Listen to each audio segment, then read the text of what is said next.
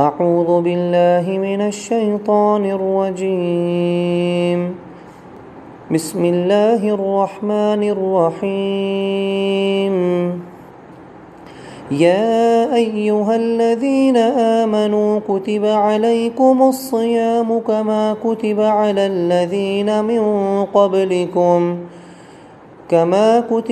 الذين من قبلكم لعلكم تتقون.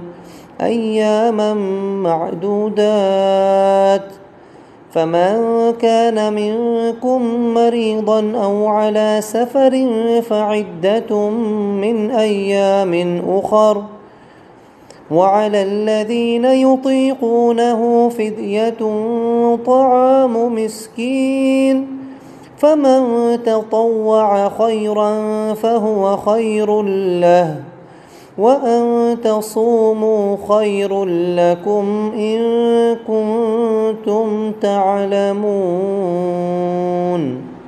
صدق الله العظيم.